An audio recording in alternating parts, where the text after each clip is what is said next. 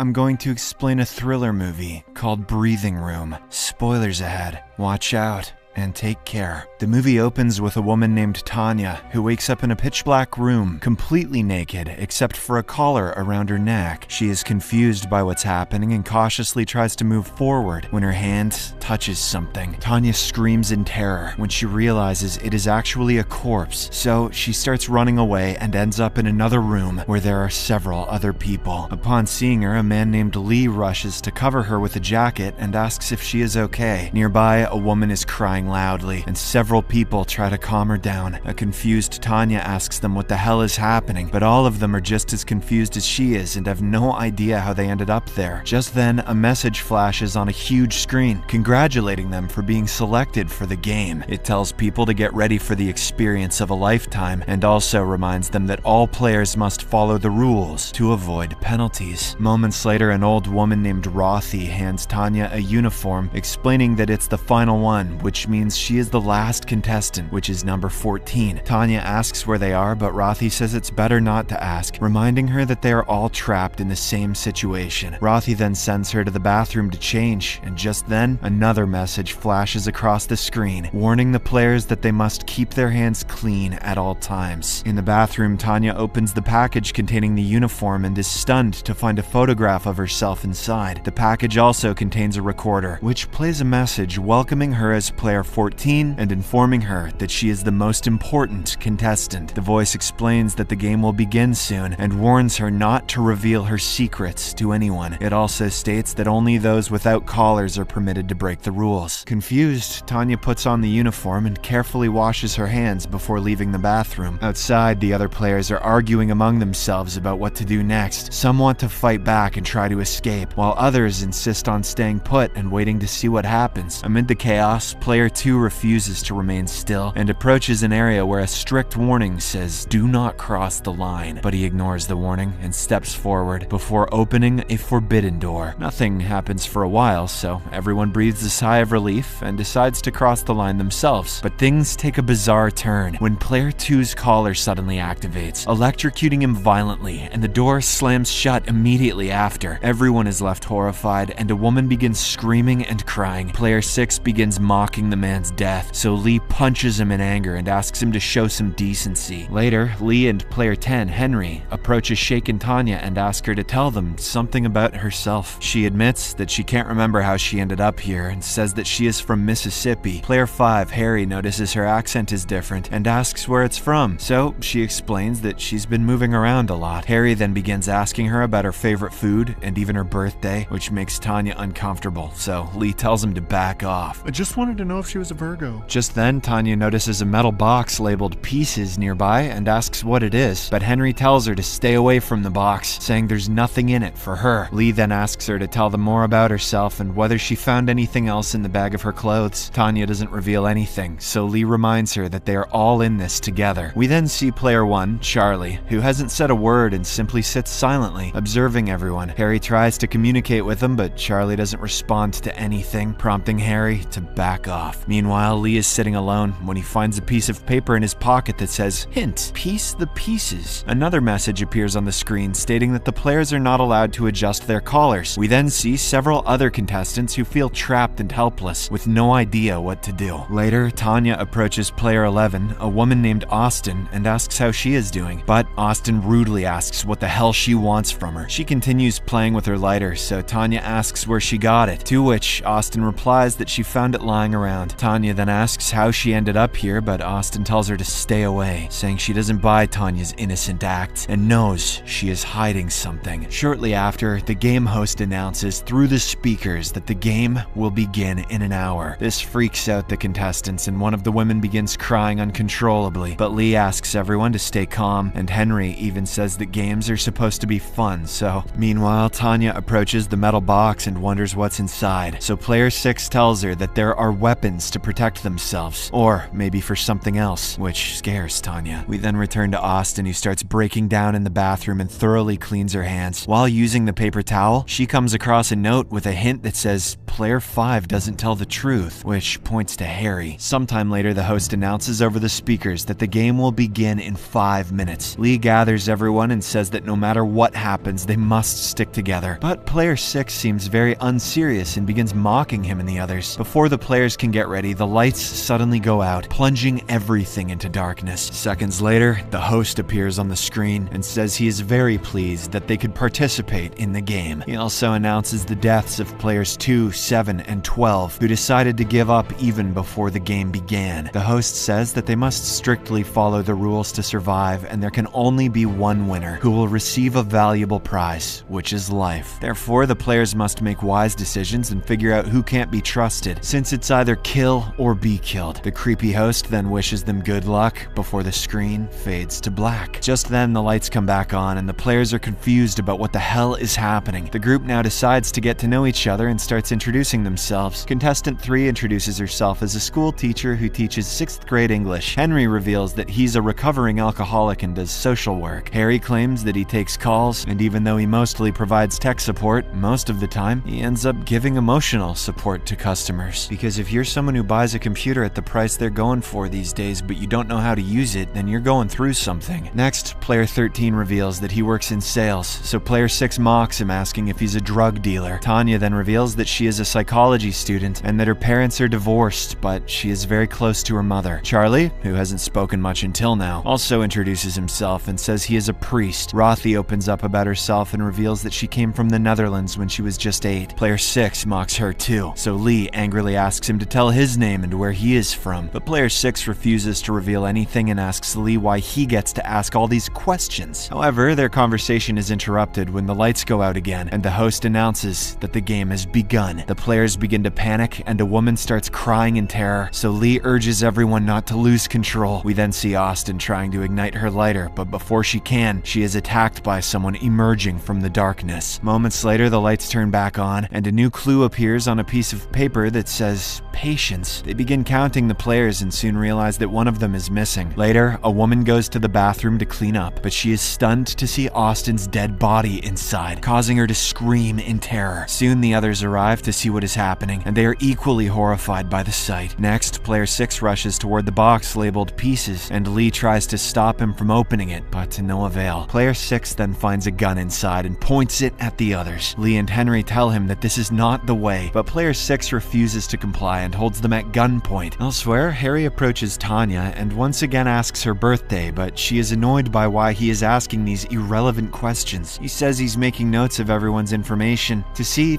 how they're connected. He points out that players 11 and 8 share the same birthdays, while 10 and 13 are both black. This further annoys Tanya, and she asks how long she has been here, but he claims he doesn't know. Harry tells her to question Charlie instead, since he was the first one to arrive. Meanwhile, Lee is inspecting the items they found in the metal box, such as a hammer, rope, and even a bottle of vodka. Player 6 is also there, and he wonders why they were given a gun, but no bullets. Later, the woman, who is a school teacher, claims she is a good Christian and hasn't done anything bad in her life, so she doesn't understand why she is being punished like this. Henry tries to calm her down, but she angrily snaps, saying nothing is going to get better. Tanya, on the other hand, seems shaken by the whole situation, so Rothy hugs her and offers her comfort. Not long after, the lights go out once again, and the host announces that the game has started. The group soon hears screaming sounds, but they can't see anything in the darkness. Shortly after, someone is heard being attacked, and then the lights come back on. Everyone's eyes widen in horror when they see that Rothy has been stabbed in the eye with the hammer and is now dead. This frightens the players and they begin blaming each other, while Tanya grieves for the old woman. They also notice a new clue has been left, which says, "Terror him," leaving the group confused. That's not English. In a fit of rage, Henry tries to smash the cameras while screaming, so Lee stops him and asks him to pull himself together. Afterwards, Lee checks the hammer that was used to kill Rothy, where he shockingly finds a green vial of serum, which he quickly hides. Later, the group comes across a mirrored cabinet in the bathroom, so they use the hammer to break it open. Inside, they find a black box labeled cereal, which is full of cereal, along with sealed paper. The paper contains another hint which asks, what is your favorite type of serial? In this game, there are 3 types: 1 sexual offender, 1 pedophile, and 1 killer. The game instructs them to find the killer and uncover the reason behind their actions. Player 6 immediately suspects Charlie of being a pedophile since he's a priest. He then accuses another player of being an offender, which leads to a fight between them, but they are interrupted when the lights go out again, and on the screen, a child is seen tied to a chair, begging to be let go. Henry recognizes that the girl is his granddaughter and begins freaking out. The host then announces that Henry will be given a special task. He must kill another player within 1 minute, or his granddaughter will be killed. The host also reveals that the school teacher woman is the pedophile, which shocks everyone. However, the woman claims to be innocent and insists that she has never hurt a child in her life. A desperate Henry now loads his bullet into the gun and holds the woman at gunpoint. She continues to insist that she is not a pedophile, while Henry says he doesn't have any choice. In the end, Henry can't bring himself to kill the woman though, and ends up shooting himself to death. This leaves everyone horrified, while Tanya notices something on the floor, which she grabs. Soon, the lights turn back on, and we see Lee calming himself in the bathroom when Tanya approaches him. He becomes very aggressive with her and chokes her, but she manages to calm him down. Suddenly, the school teacher collapses mysteriously and dies on the floor, while foaming from his mouth. To make matters worse, the lights go out again, during which Charlie begins praying to God. When the lights come back on, the group is horrified to see Charlie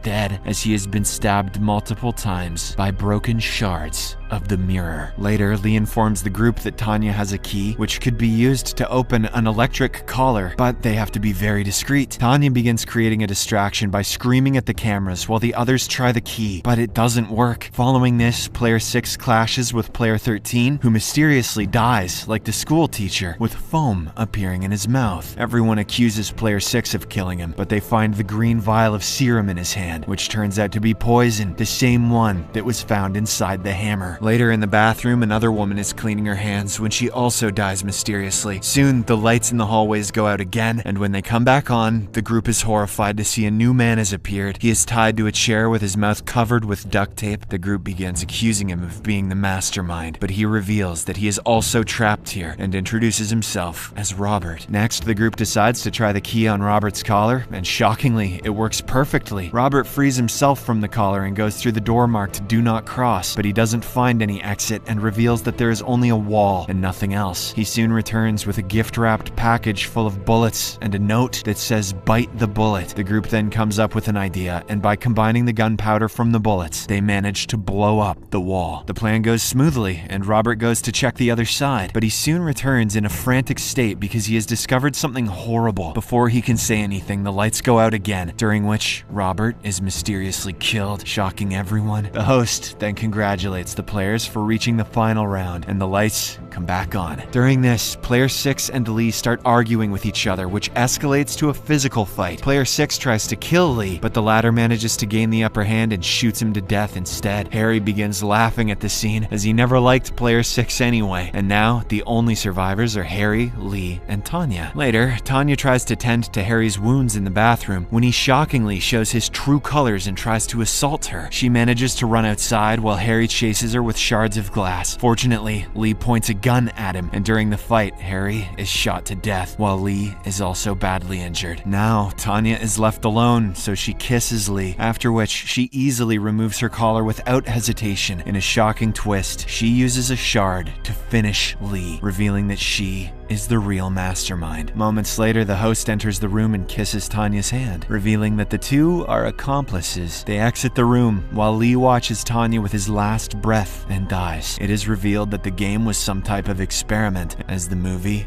comes to an end.